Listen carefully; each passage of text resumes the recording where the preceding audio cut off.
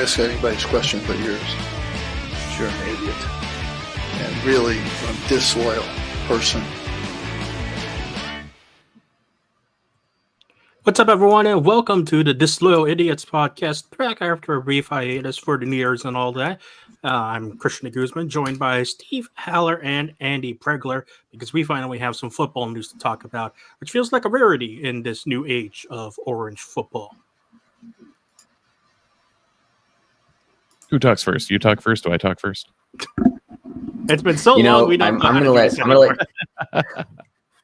gonna let you guys talk first, since you've been a little bit more plugged in than me, sitting back here enjoying, scheduling drops and recruiting football updates, living in a world where I can rely on others to talk about basketball, and I just tune into the occasional game and am not living and dying with every bricked jumper. It's a wonderful life. Indeed. Well, if it makes you feel any better, Andy, I don't know if you saw, but yesterday, this would be 1/27/2024 for anyone who knows or is listening in the future. Hi, future people.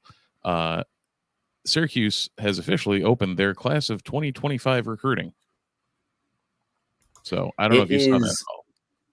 I did see that, mostly just because you do this thing where Syracuse getting 4-star recruits committing is still kind of weird.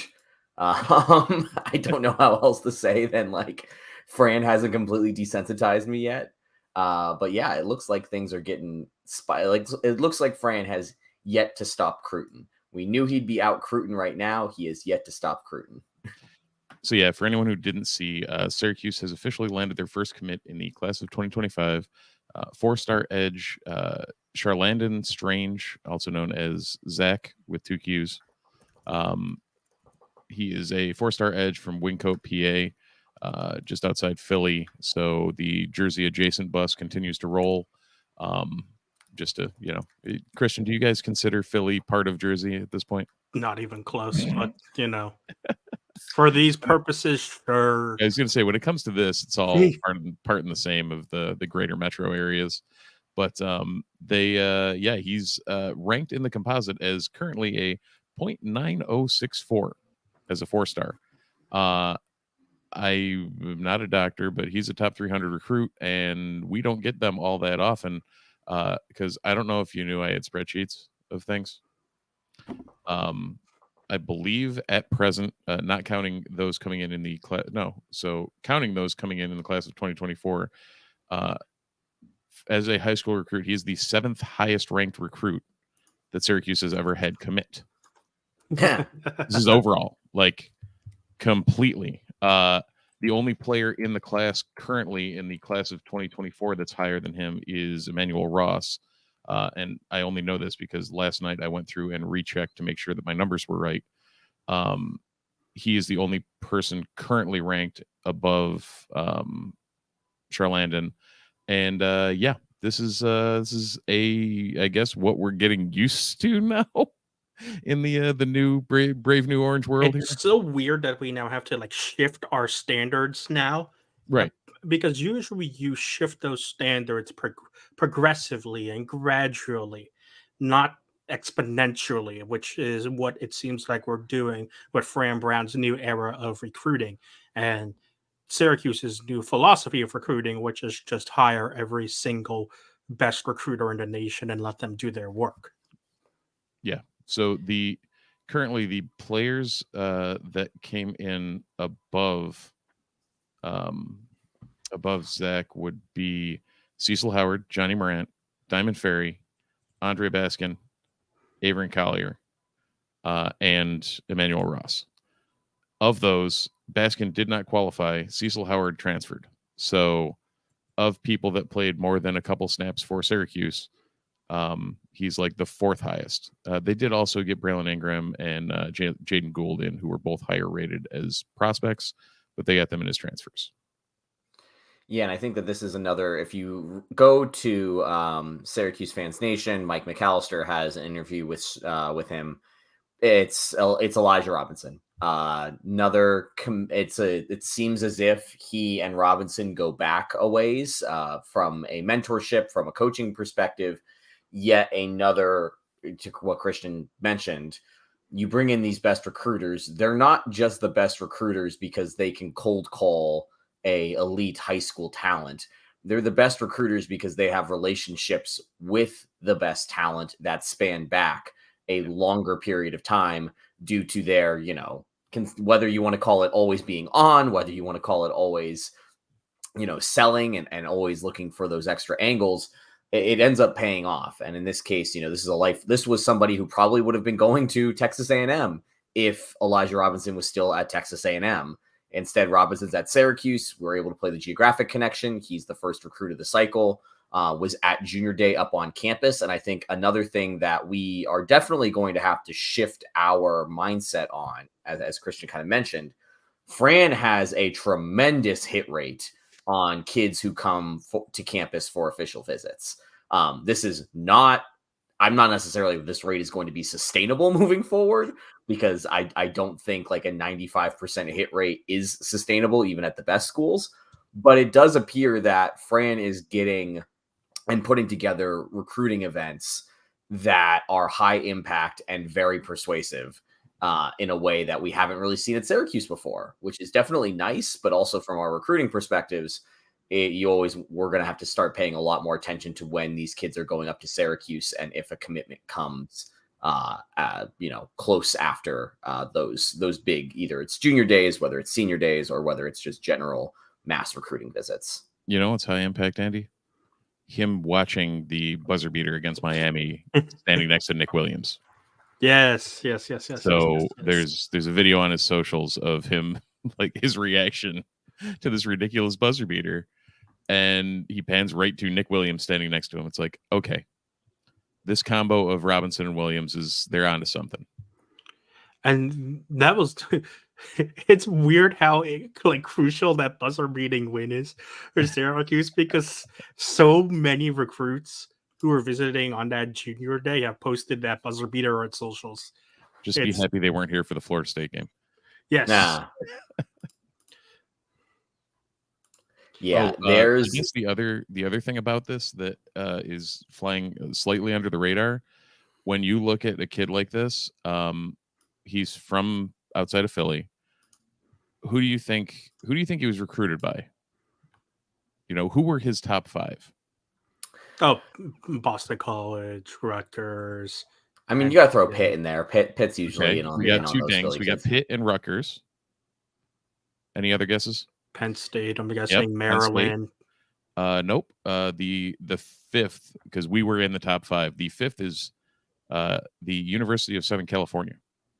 Oh, that school that isn't famous at all. No, they've got nothing going for them compared to Syracuse. It's a new school in the Big Ten. Okay, let's be honest. Yeah, Fran defending Philly from the Big Ten recruiting pipeline. This is the battle that he's really got to fight here. That's such a cursed sentence.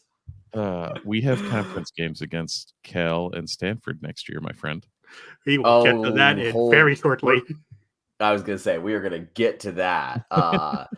But before we get there, I do think it's kind of interesting. If you look at 24/7, Syracuse right now, 35th overall class for 2024, 38th in composite, 23rd in the transfer breakdown. For all intents and purposes, Syracuse has put together one of the best recruiting classes. Fran has put together one of the best recruiting classes that Syracuse has ever had, period. Stop. And I don't think it's really debatable. No, you don't have to. It's number 38 currently, and it is the highest ranked class since it's the only top 50 class since we had a number 47 class in 2019 coming off a 10-win goddamn season. 10 wins couldn't get more people here than Fran Brown is. Yeah. And the crazy part, and I think this is where we should pivot this conversation next, is that obviously the recruiting cycle is not done yet. There is still another date. National Signing Day is still up on the horizon. And according to 24/7, there are still some players that Syracuse has mutual interest in. One of the biggest players that is out there is Kevin Humes. He's a cornerback out of the DMV area. He's choosing between Syracuse, Florida, USC, and Penn State. So, normal things for this new era of Syracuse. Right. But Steve, one of the things that you've continually brought up that I don't think has gotten a lot of play is that the scholarship situation for 2024 isn't necessarily plug and play at the moment. It does appear as if we are missing some crucial pieces of information when it comes to what the roster is actually going to look like when spring ball opens. Do you want to explain this a little bit? I can, with pictures. Make sure that you are watching Disloyal Idiots on Twitch, so that way you can see Steve's wonderful spreadsheet instead of hearing us just talk about a wonderful spreadsheet. Yeah. So as you can see at present, we have the glory of spreadsheets on our screen. Right now, we currently have 88 people on the roster that we know about. What may be happening, and for anyone who doesn't know, you are allowed 85 scholarships. Any team will usually carry a couple more players in the preferred walk-on type roles and whatnot, but you're allowed 85 scholarship players. We currently, for all the knowledge we have of people coming, going, whatever, are sitting at 88. Now, inherently, that means there are more people on this roster best guess sheet that are, sorry, I filtered by defensive line because I was doing research, that are not going to be present and accounted for when camp opens in the spring. Who those at least 3 will be, who knows?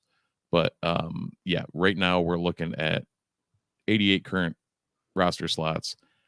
What we probably should do is work on some of these guys and find some more other side of the ball large human beings. This is not a Steve is an offensive lineman. This is a holy hell, we need some bodies. We have 17 of them. I don't know if all 17, whatever. And this is the only miss that Fran Brown has on right now in terms of getting guys, because and it's not for a lack of trying. Early in the year, there were 2 weekends, at the beginning of this year, where there were a bunch of offensive linemen who were visiting Syracuse. But unfortunately, a majority, if not all of them, have decided to move to different pastures other than Syracuse. So again, this is not for a lack of trying for Fran Brown, but unfortunately, the big guys up front on the offensive side have decided to move elsewhere. Yeah, we do have 4 coming in, including 2 transfers: Josh Miller, who was a Georgia transfer, Demetrius Weatherspoon, who was from Howard. I believe Weatherspoon was a HBCU All-American. Yes, that correct? And then a couple of youngins in Willie Goodacre and Noah Rosag. But I think with 7 outgoing, because of course, why wouldn't I track this by class either? With 7 outgoing next year, we're probably going to need some bodies to backfill. So something to keep an eye on there. But to get back to your point, Andy, 88 current in the class or in the program that we know of. Yeah. So, and I think that's where this National Signing Day, obviously there's not a lot of buzz. There's not a lot of connections to Syracuse beyond 1 or 2 recruits as of now. Obviously, this is a very fluid game, and Fran has shown that he can pretty much flip the conversation within 24-hour windows with how effective he is as a recruiter. So, not saying that we are not expecting anything. It's just that right now there needs to be more commitments either entering the portal or choosing to graduate and take their, leave their NFL or leave their collegiate football careers to go, enter the workforce in another way, especially when, to your point, Steve, I think that we can pretty much say that we have an idea of the 5 guys that are going to be playing are going to be competing for offensive line spots. But what goes on beyond there, I'm not sure. I think that we all agree that there is room for improvement on both sides of the ball in the trenches. And also the wide receiver room is pretty full at the moment. And that's another area where you would expect there to be an open competition for all spots based off of how things went, and knowing that Aronde Gadsden should be returning sometime next season, even though he won't be involved in spring ball as he continues to recover from that Lisfranc surgery. Right. So he will technically be a true senior next year. Same with Barron, Clark, Alford, Wax, Pena. Well, then Gadsden would be a redshirt junior next year, right? Not true senior. I want to say, because I based all these off of what they said on Qs.com. So it's going to depend on if he's eligible to go for a medical redshirt. You know what? Whether he decides, he has to obviously put the application into it, and the NCAA has to approve it. But theoretically, what Gadsden did this year in terms of playing less than 4 games and being ruled out as early as he would qualify him pretty clearly for a medical redshirt. But either way, that's 1 year remaining on a good number of these folks, and a lot of guys that are going to make a difference, including transfers in. So specifically those two. Yeah. So the deal Diggs is going to be really good, and Jackson Meeks should round out that wide receiver room for. Andy, you're talking about how congested the wide receiver room is. Let's sort Steve's spreadsheet by wide receivers. So that's what we're currently looking at. Without the 3 preferred walk-ons. So without the three preferred walk-ons, by quick glance, that's 10. Yeah, and I think that this is a collegiate football roster. Wide receivers and cornerbacks are often involved on the special teams units. So there's definitely a good chance that all 10 of these guys have spots or have areas. But I think when you take a look at especially the heights of guys and the roles that we have, we know what Damian Alford is going to be. We know what his role is going to be on this team schematically, especially with Gadsden coming back. We've seen how an effective Alford-Gadsden schematic pairing works. Point of order. There's still a lot of... We know what that would have looked like in a Dino Babers system. We have no idea what we're going to see. Like this spring we're in the Wild West now, boys. Right. And I think that that's the part that's most interesting here is that if you look at, again, I cannot say that I watched a lot of New York Giants football this year, nor should I have willingly subjected myself to New York Giants football this year. Will you have to study Atlanta Falcons tape? Well, we'll get to that one later. I think that there's a good chance that you'll see Syracuse start to get a little bit more flexible with this stuff, just because that's the way that offenses in the NFL are going. As we look at, we currently watch the Lions and the 49ers play, which have 2 of the most interesting in terms of personnel alignment, and how they line up their wide receiver rooms. So I'm still intrigued to see what happens here. I do think that there's potential that we might lose some bodies here, but specifically the Arizona. Yes. And I think that this is Christian, you made a great transition moment here, because as we wait to see what happens with the scholarship situation, we finally have some clarity on the coaching staff situation. So what Christian is alluding to is the fact that Dino Babers, former Syracuse head coach, has taken an offensive coordinator position at the University of Arizona, who lost Jed Finch to Washington, because Washington lost Kalen DeBoer to Alabama, and this is why the college football carousel is the most entertaining carousel out there. But Babers is going to be the offensive coordinator at Arizona.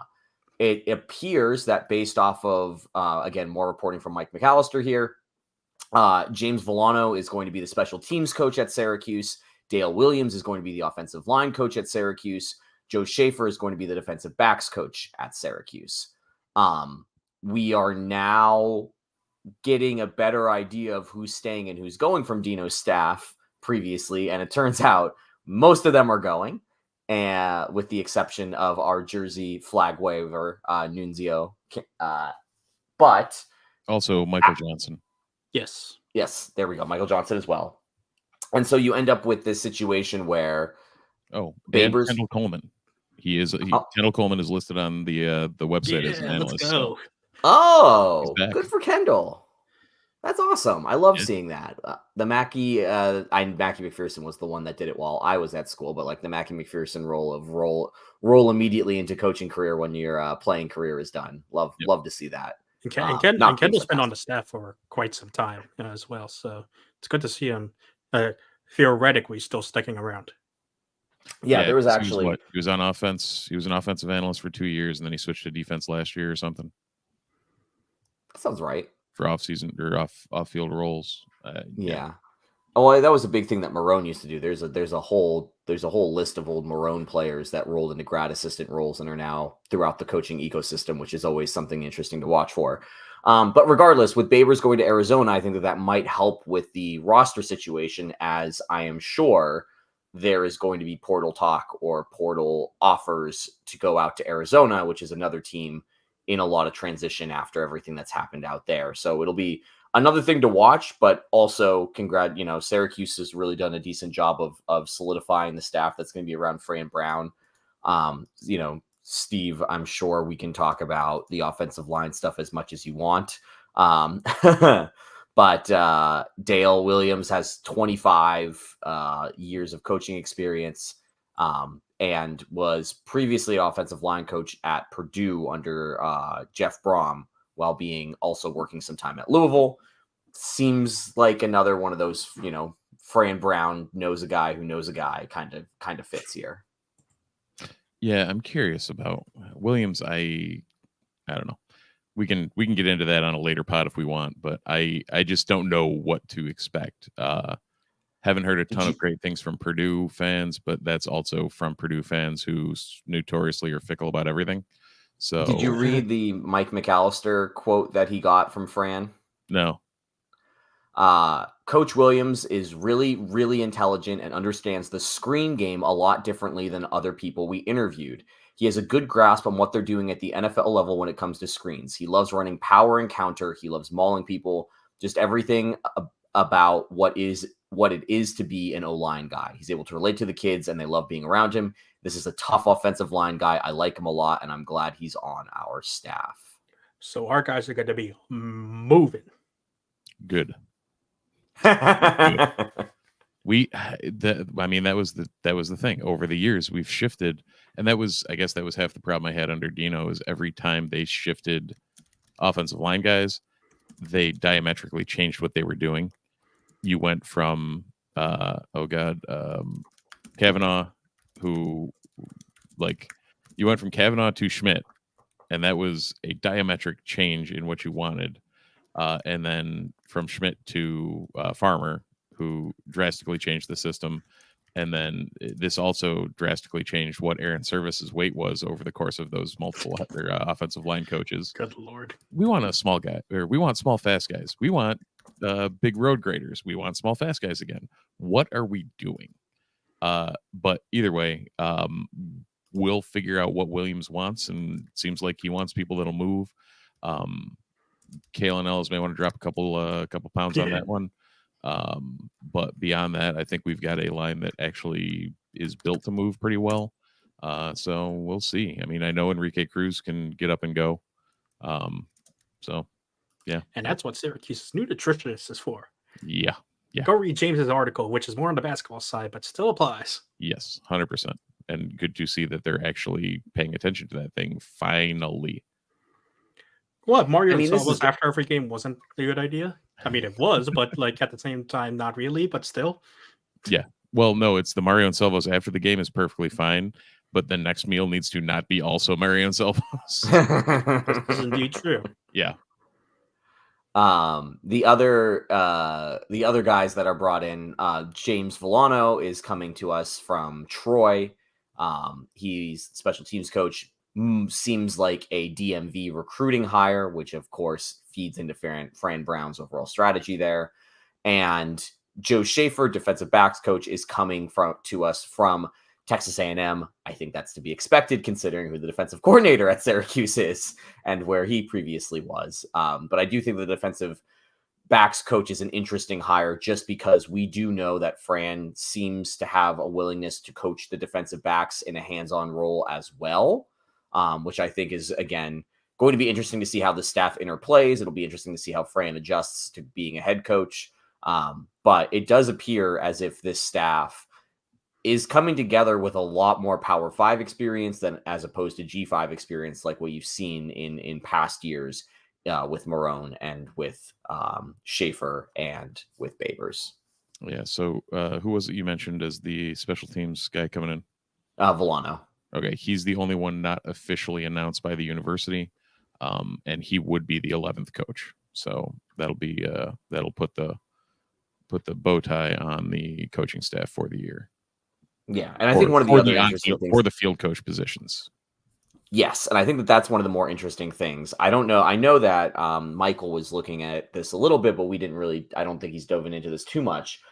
I'm interested to see how that off the field staff grows now that the on field staff seems to be finalized. Like, look, we know what the SEC can do with their armies of analysts off the field.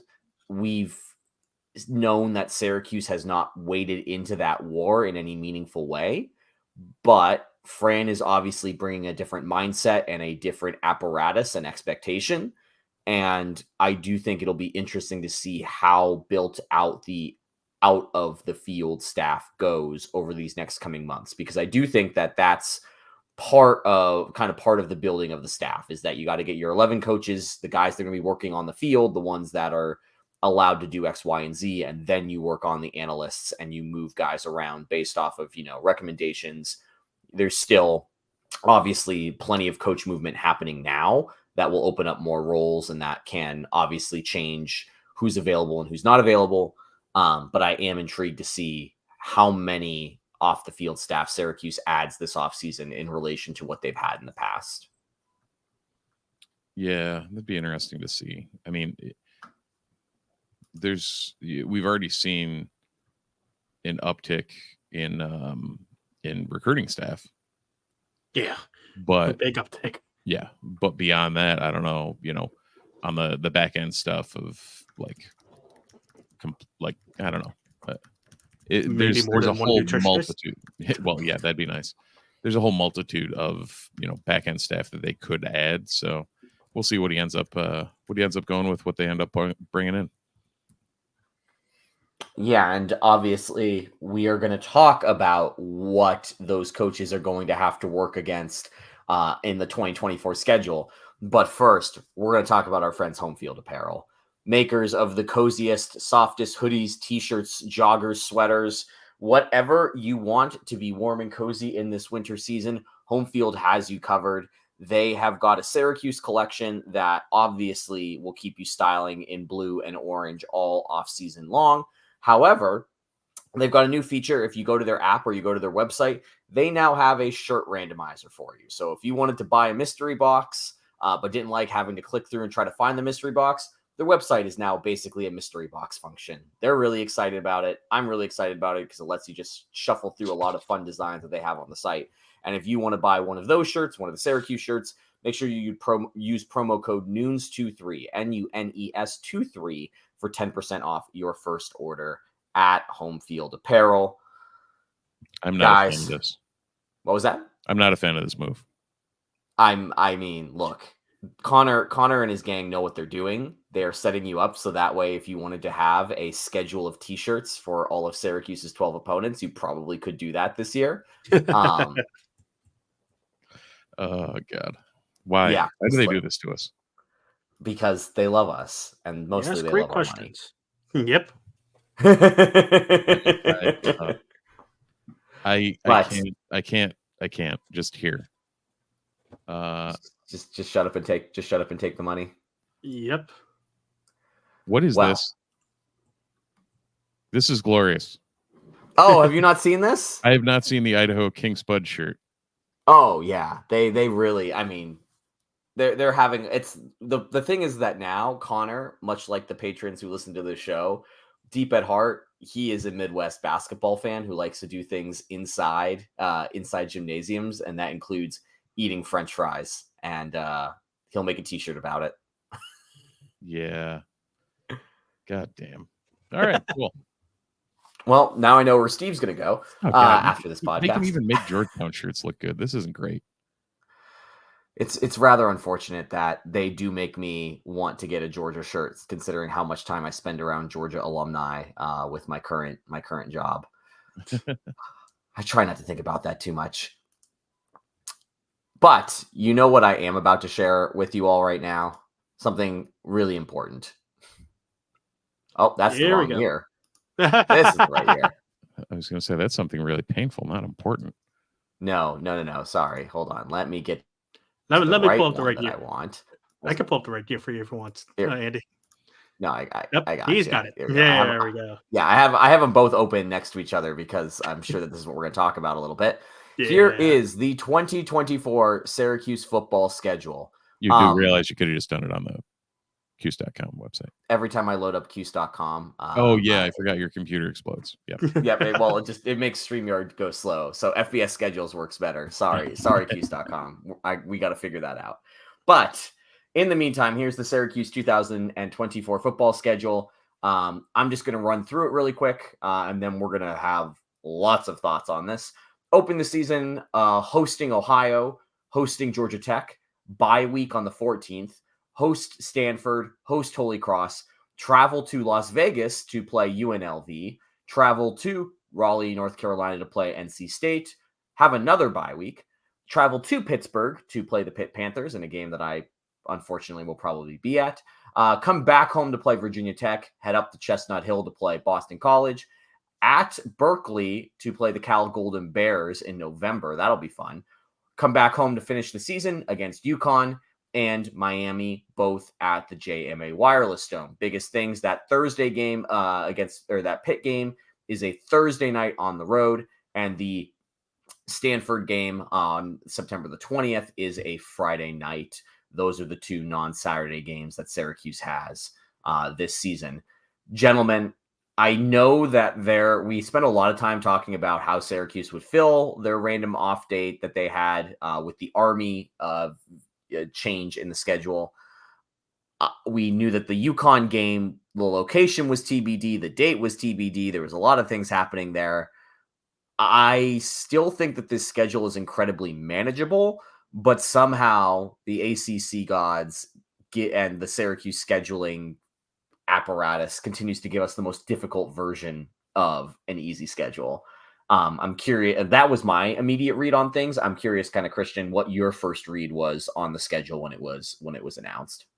Definitely that, because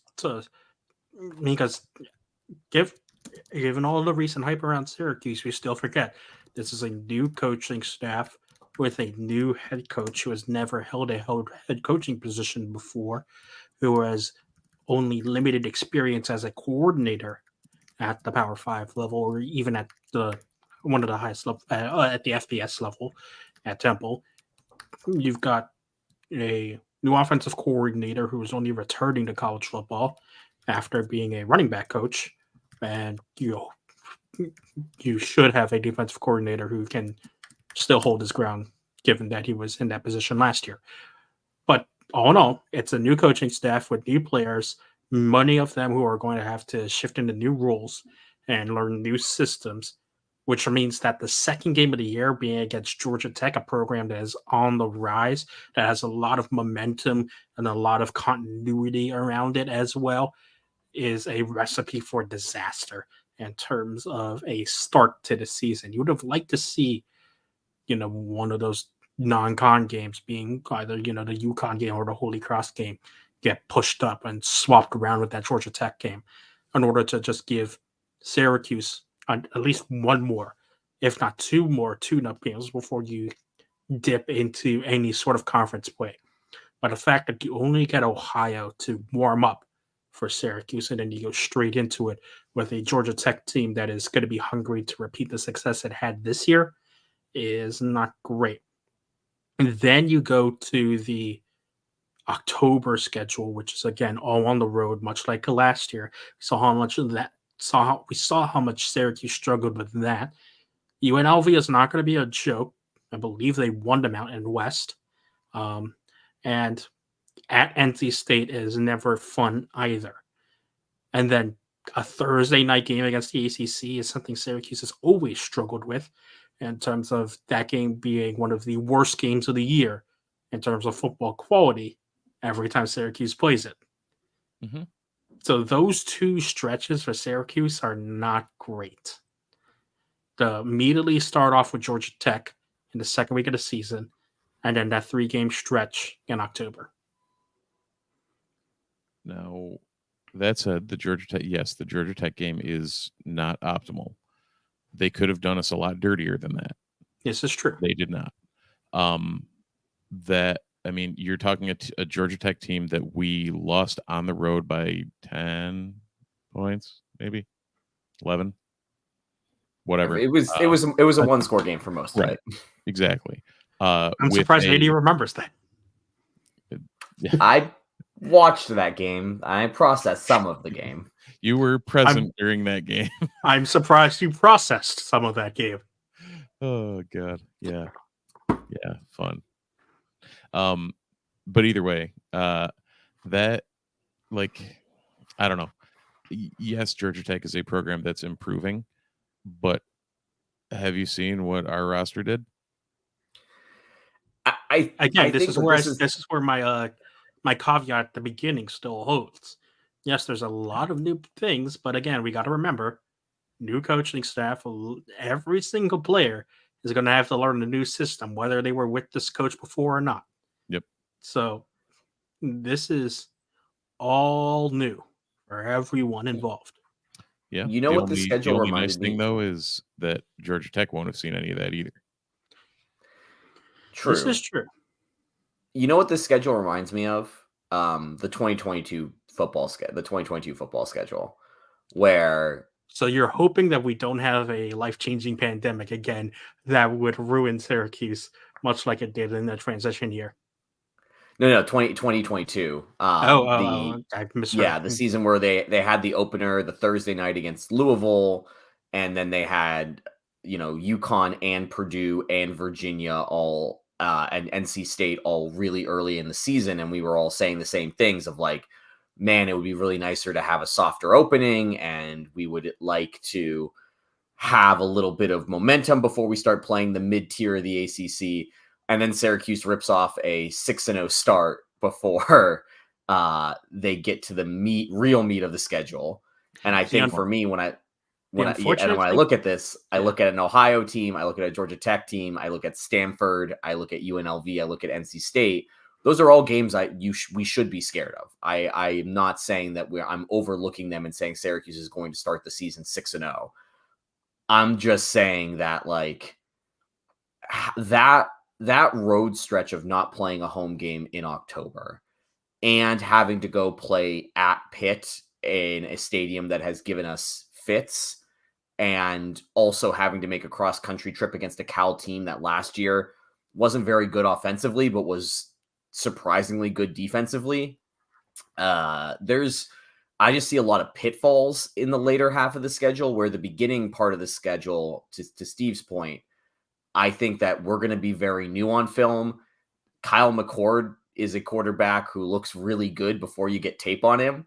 And then once you get tape on him and you start figuring out his tendencies, he becomes a lot easier to game plan for. And again, I think the 2 bye weeks, Steve, I'm talking out of my depth here. I feel like bye weeks are super underrated, but they can also be overrated when they're this early in the season, and like the reason for a bye week is maybe not as necessary, if that makes any sense. So yes and no. I mean, that Ohio game is officially a week 0 game, right? I believe so, and that's why we have the 2 bye weeks. Yeah. So which means we can fit a Hawaii game in there. Just add it for the shits of it. So that part of me likes that.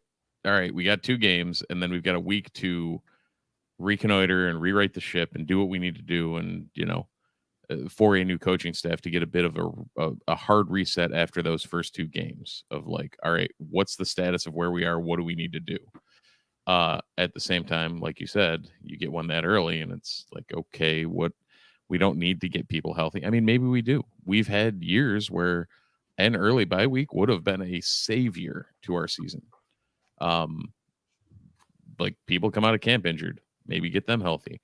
But then that also, like the October 19th feels like an early bye week on that too. So pushing both of them relatively early is like, okay, this is it kind of just feels a little weird. we don't know. There's no precedent on Fran Brown coming out of a bye week, unlike Dino Babers. So we'll see. We'll see how that happens. I can't imagine. Just from everything we've seen, I can't imagine it going to be the same feel. But I think, yeah, bye weeks are weird. Some teams respond extremely well to them. Some teams kind of get lost in we've got a week off, we don't have to pay attention to anything. It seems like Brown's going to run a tight enough ship that the latter will not happen. But as Christian keeps saying, yet to be seen from the staff. It's about as green as it gets. And to kind of put a bow on Andy's 2022 football season analogy, yes, Syracuse did rip off 6 in a row against some pretty tough opposition with no gimmies early on. But remember, coming out of that, one of the reasons why Syracuse won that last game against NC State was because NC State was just as injured as Syracuse. And Syracuse limped to the finish line because of getting decimated by injuries early on and continuing to be decimated by said injuries in the latter half of that season. Mm-hmm. Yeah. And that's my concern here, as we just talked about. What's the wide receiver room going to look like? What's the offensive line room going to look like? We know the quarterback position is locked down. We know the running back position is locked down. There's the depth. The depth is always tested when you're Syracuse, because that's why you're Syracuse and not an Alabama or an Ohio State. But yeah, the depth gets tested. I think one of the other things I wanted to ask both of you here as we talk about the schedule, there's almost always a 3-game stretch where we kind of judge how the Syracuse season will go. Last year, it was that 3-game hell stretch against, Clemson, UNC, and FSU, where we knew it was going to be bad, but how the team looked in that stretch was going to tell us a lot. And at the end of the day, it did tell us a lot. Not good, but it was the warning.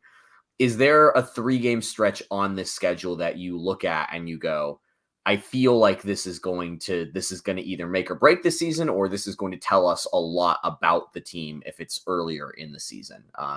Christian, we can start with you there. Yep, October. Put a bow on that and strip it along. Because unfortunately, 3 road games against October against 3 teams who are definitely not pushovers, all on the road, not a good recipe. And against the mud, and putting a bow on that with a game in the mud pit that is the field formerly known as Heinz, that is one way to wrap up a brutal road trip. Syracuse never performs at Carter Finley. Hopefully that changes under Fran Brown. There's been performances. Ask Casillo about performances down there. That's why I said they never perform. Syracuse almost never seems to perform at Carter Finley, and who knows what they're going to get against UNLV, who is probably going to be in much the same boat as USF was, a G5 team that's looking to make a statement against an FBS team in their own backyard. Yeah, by October 24th, they're literally going to be playing in catch up at Heinz. That stretch is brutal. I part of me wants to make the trip to UNLV just to say we did. I mean, but yeah, me too, honestly. It's look, we could do a Disloyal Idiots take Vegas. That is in itself a vlog. That would be great. We are come with us to Vegas as we see which of the 3 of us loses the most money on blackjack. But that's I think what makes the UNLV game interesting. Like, UNLV very famously has had trouble creating home field advantage in Vegas, and I think if Syracuse is smart, you immediately start trying to make that the road trip for alumni, and you start trying to figure out a way to. I mean, you could say the same about Pitt as well. Pitt, I will give this. Pitt has gotten better in recent years, but yes, I have been at a game between 2 bad Pitt and Syracuse teams where there's just no one at that stadium. I think we all have seen it at least a couple of times. I will admit that Narduzzi has done a better job of changing that culture and that atmosphere in the last 3 or 4 years. But I think that's another game where we talked about this with the Georgia Tech game last year when we were at this point in the time where we looked at that Georgia Tech game and we said, that this could be a game where if Georgia Tech's coaching staff is still there, that means that they've turned it around, and that means that we're going to probably be in for a dogfight. And I think that that's what I look at when I look at that Pitt road game. I don't think that Pitt wants to fire Narduzzi because of the buyout, but considering how badly off the rails things have gone down there since the ACC championship game with Kenny Pickett, especially considering the level of talent that they're bringing in, I think that they just have higher expectations than what's been on the field. And the continual mishandling of the offense and the quarterback seems valid enough for Pitt to maybe make a move. Like, I feel like that game is going to be one of those, Pitt is either going to have found their stride again, and Narduzzi's going to be saving his job, or we could be the nail in the coffin of that game. And so I'm with you, 3. I think that 3-game stretch is going to probably be the toughest of the season, and how Syracuse responds to those 3 road games is going to tell me a lot about the team, because that back end that we're showing right now on the Twitch stream, Virginia Tech obviously demolished us last year, but they're another one of those ACC cul-de-sac teams where they could go anywhere from 5-7 to 4-8, or to 5-7 to 8-4, and theoretically, our quarterback also doesn't injure his shoulder on the first play of the game. Very different game down there. Boston College is Boston College. I refuse to entertain any ideas that they're a legitimate football program. And then I talked about the Cal game. That's going to be a tough road trip, but again, a very beatable opponent before you get UConn, which should be a win, and Miami at home, which I have no idea what Miami's going to look like by that time. We'll know if Cam Ward is still starting for them. I mean, we'll know, but we've seen what Manny Diaz can do over a full football season, and I don't know. I don't know how many more years Miami can handle that. We just have to hope they forget to take a knee then. Yeah, but that's what I mean. Like, with this back half of the schedule, like, I think that you put all these teams the way that they have. The UConn and BC games are kind of your breaks from the Virginia Tech and the Cal and the Miami. So that way you could. I think what I'm leading to here is I'm going to ask for way too early predictions on the season. Bull. I'm again, not knowing anything. I'm really sitting at like 6-6, 7-5 here. Like, just the way things break. I don't think that they're going to sweep the UNLV, Pitt, Cal games. I think that they probably lose at least 1, if not 2 of those. I think Miami, if they live up to their talent, that should be a loss. UNC is going to be a loss. There's just a lot of pitfalls here with the way that the schedule broke, that I feel like with a new coach, I think 6-6 is a very realistic and I don't want to say safe expectation, but like Fran Brown getting to 6-6 should be viewed as a success, in my opinion. It should, but that's the crazy part of this whole thing is scroll up a minute. Yeah. Nope, never mind. Okay. Sorry, my brain is not functioning. But like this, I was looking at the Qs.com schedule here to try and get that top half so I didn't make Andy scroll. When you're looking at this, the way the whole thing's laid out, you have a win, you have a favored coin flip, you have whatever the hell the Stanford game's going to be. Great question. Like, probably a coin flip of maybe a favored coin flip. Yeah, like a slightly less favored than Georgia Tech coin flip. Well, maybe. We also don't know. We also don't know how Stanford's going to handle cross country games. Like, that's another big unknown here. just give me a birthday gift of a win. And remember, Stanford last year was also kind of a coin flip for just everyone. Team. Yeah. Like, Holy Cross is a reset game. So we've got 2 games. We've got a bye week as a reset. We've got a Stanford game as a bellwether, and then another reset with Holy Cross, which puts you at a good spot heading into a tough UNLV game. As much as I want to go to it, it's not like it's going to be a cakewalk or a win or anything.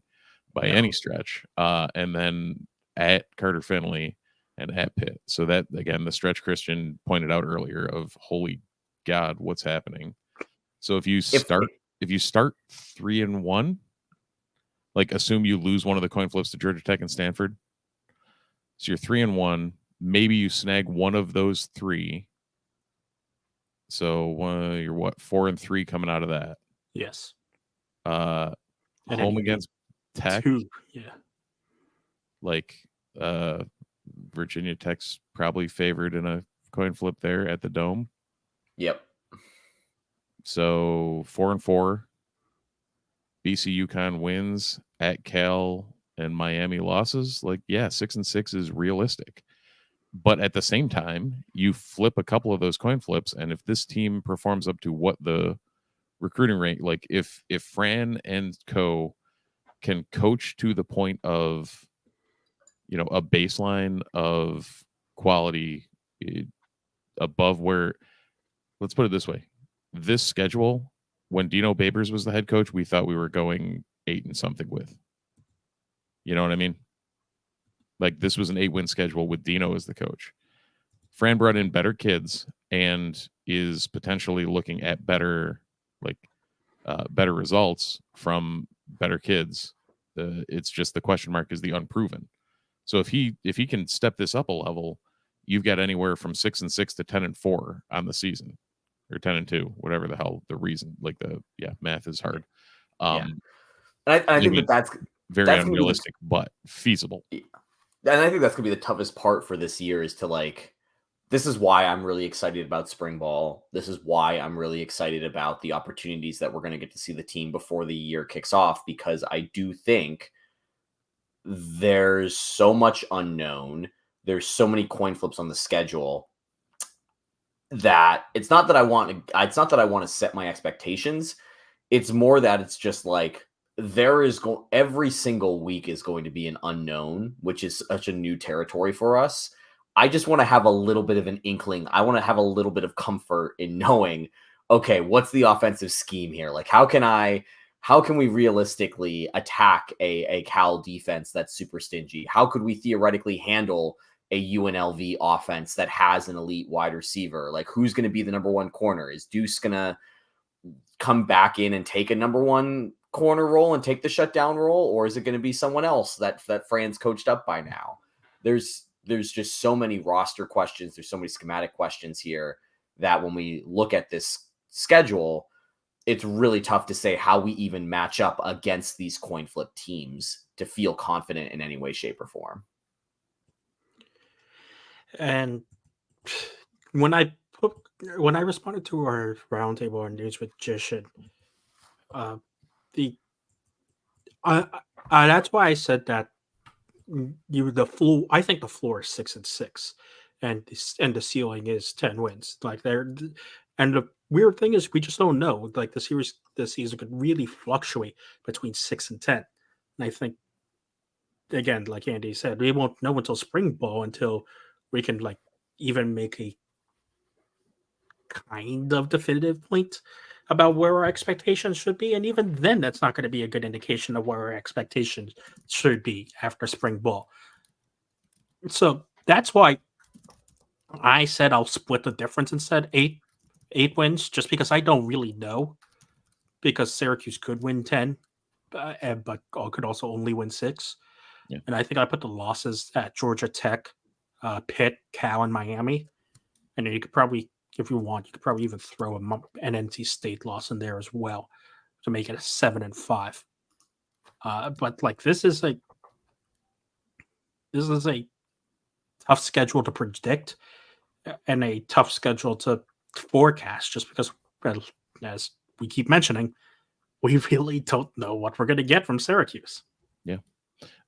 You know what I did notice, though? We did not mention the one X factor in all of this. Thunder Dan. Thunder Dan Villari is returning, so where does he fit into the offense too? Like, we're adding all these receivers with Meeks and Haynes, and like we have a full room there. Effort make him Chris Elmore 2.0 because Kyle Juszczyk is showing why he is very useful right now for San Francisco. Fair. Side note for those who aren't second screen in the Lions 49ers game, somehow that game is tied. Oh, Detroit. Oh, Detroit. Don't do that, Detroit. That's gonna get ugly and sad. Which also, if you haven't seen what Eminem did after the Lions went up 24-7, I advise you go do that because it's very entertaining. I think that this is probably one of the most fun springs that we're going into. And again, we're still a few months away from actual spring ball breakdowns and getting an idea of what we're going to have access to with the new guy, with Fran Brown and the new staff, which it sounds like we're getting some access, which is more than we've gotten before. I mean, shout out to ESPN Radio Syracuse, who actually had an interview with Elijah Brown earlier this year, which is like the first time ever in like the last decade plus that a media outlet has even gotten a chance to talk with a coordinator not during bowl season. Yeah, it's unreal. The fact that, like, yeah, I almost want to go back to the press box during games, like, but I mean, Mike's got that on lock now, but I'm like, oh, what could I go down there and actually ask people questions? Holy crap. And not just get a pre-canned answer. What's that like? Mm-hmm. Yeah. So more to come, and probably more spicy tidbits on the Noons Magician website. It's gonna be a great time. Gentlemen, is there anything else that we wanted to cover in the last handful of minutes of our return to potting in 2024? Man is okay, maybe. Okay-ish. JJ Starlin found out how to play basketball again. Oh, we found how to heal his shoulder. That's what happened. That usually helps, as we can see from many of our football discussions. Healthy things come in handy. I am at the point where it looks like the ACC is going to be so bad that we're going to need to win some games in the ACC tournament before I can even think about being on the right side of the bubble. But the team is giving me optimism, Florida State game notwithstanding. Yeah, it's weird. Remember the last few years? The last few years of the Boeheim era was defined by defense, and like Syracuse was gonna have to win games defensively in order to like stand a chance. I think it's squarely in the Adrian Autry era, it's going to be offense. Like this team is going to live and die by just getting hot shooting wise. I'm okay with that, if only just because it's a little bit more fun rather than watching, a rock fight. But yes, that's just generally my preference, and I know that I'm not, that's not what everybody feels. Because during the Boeheim era, it was relief when Syracuse scored a basket, and like at least towards the ending part of the Boeheim era. Luckily, that's not the case anymore, or most games. Well, they better beat Boston College on Tuesday, because if they don't, then I think that's just going to kill any momentum that I have about the program before Saturday's game against Wake Forest. Like this is a week where if they go 2-0, they're gonna get me right back in, which is not what I want, but I'm just being honest. So, everybody's favorite things. Yep. But on that note, thank you all for listening to Disloyal Idiots, a Fans First Sports Network podcast. We really appreciate your support joining us in 2024 as we continue to talk football, a little bit of basketball, a little bit of other sports, but mostly football in this exciting new era of Syracuse football. Make sure that you like and subscribe on your podcast provider of choice. It helps us trick the AI into expanding the Ottoman Empire. Thank you if you are watching us on Twitch, Disloyal Idiots on Twitch. This is how you can make sure that you can see Steve's handy dandy spreadsheets, our handy dandy charts, our handy dandy schedule breakdowns. Instead of having to just listen to us, you can also watch with us. You can interact with the show in the comments. It's a great time. We normally go live 8 p.m. Easterns, and we are simulcasting over there and on Twitter at Disloyal Idiots. Thank you to everybody who's watching us on nunesmagician.com. We do appreciate your continued support of us over there. And as always, you can read Steve and Christian's stuff over on nunesmagician.com. Guys, it's great to be back. It's great to be talking about 4 stars choosing Syracuse to open up recruiting cycles. It's a brave new world and a brave new year. So go Orange. Go Orange.